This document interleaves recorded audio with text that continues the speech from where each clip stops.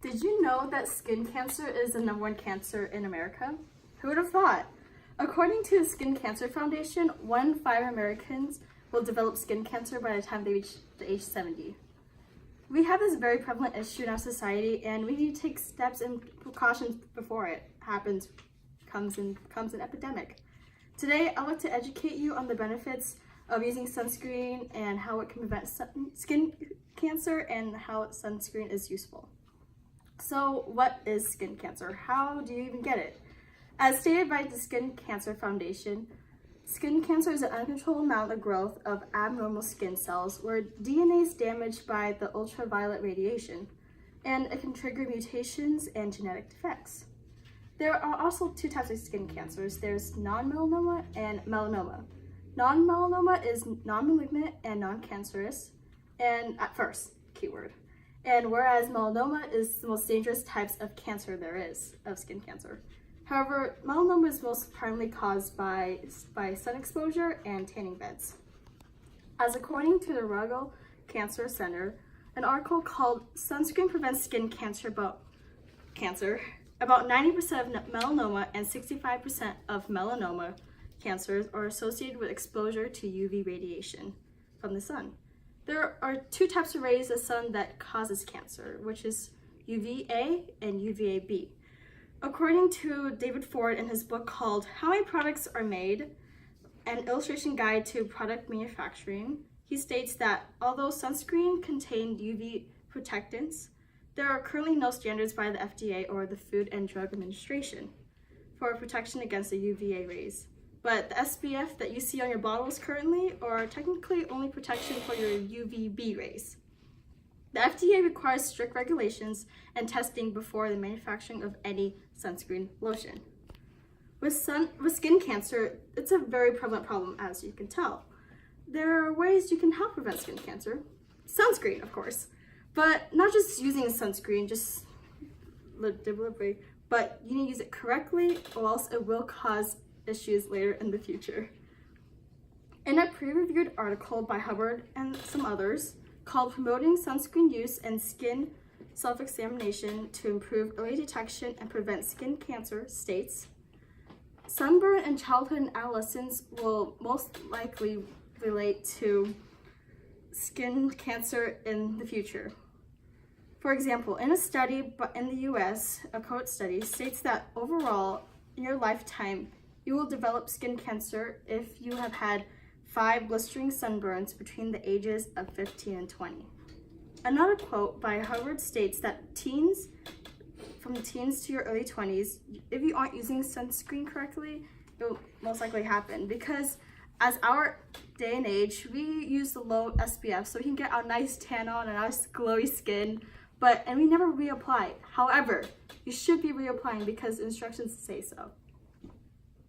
However, since not everyone's applicable to hold sunscreen and use it properly, I propose a solution. We should have reliable FDA protocols to make sure our sunscreen can work its most effective powers so that fewer UV rays can not harm us. Optimizing the sunscreen ingredients so it can suit all skin types and help prevent skin cancer, obviously. More specifically, having a broad spectrum sunscreen can offer protection from your harmful UVA and UV rays, as said by the Skin Cancer Foundation. You can look into ingredients and find what are good and not good for your body because there's very distinct ingredients. Also, you can have sunscreen that is water resistant as well. As according to the FDA, they're making a proposal currently that 16 of the marketed active ingredients, 2 of which called zinc oxide and titanium dioxide are grays, meaning they're generally recognized as safe and effective ingredients, which are in use sunscreen. But ingredients such as PABA and petroleum cyclylate are not grays, and they're not in using sunscreens anymore due to safety issues. As my second solution, we should be more aware of the problems of what skin cancer is and how to prevent it because people need to be educated of this very prevalent issue. According to a peer-reviewed source by Hennigan and some others called Skincare Skin cancer coverage in national newspaper, A Teachable Moment, states that skin cancer awareness is most likely due to mass media. In a poll done by Princeton Survey Research Associates International, they did a poll with 3,000 adults, and 31% of these adults said that they read the health newspapers. And in these health newspapers, they get from the network news or the cable news, magazines, internet, and the radio. Another quote by Henkin states that media does not really pay attention to this issue of skin cancer at all, because they really lack the importance of education information. As according to a study by Strickler, they did a study from 1979 to 2003, and the awareness of skin cancer has not raised since 1986. So bring awareness, and people will be much more responsible with using sunscreen and protecting themselves from skin cancer. However, some critics would argue that putting on sunscreen may not really do much for you, and they won't protect you at all from the sun's harmful UV rays. But they would argue that sunscreen would do more harm than good.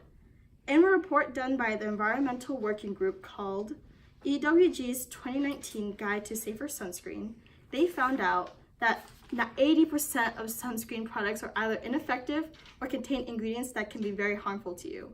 Chemicals such as oxybenzone can disrupt the hormones, and they can be absorbed into your skin instead of laying on top, and they can also cause allergic reactions if you're allergic to those ingredients.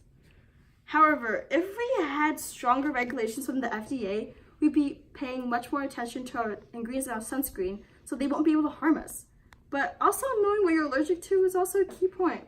And you want to know what specific sunscreen and type you're allergic to. You want to be more knowledgeable about sunscreen and how to use it correctly. So you want to prevent yourself from possibly getting skin cancer. Today, we need to start wearing sunscreen much more often and not just doing the bare minimum. We all need to understand the importance of sunscreen regulation and all the good effects that sunscreen can do for you, and tell the FDA to do better with its rules and regulations. We all don't want cancer, especially cancer that can easily be prevented with the use and help of sunscreen. Many different types of sunscreen can suit your personal needs, from low to high intensity. We don't want to become part of the statistic, so start protecting yourself from the sun, reduce your risk. So go online, look things up about sun cancer, and wear your sunscreen.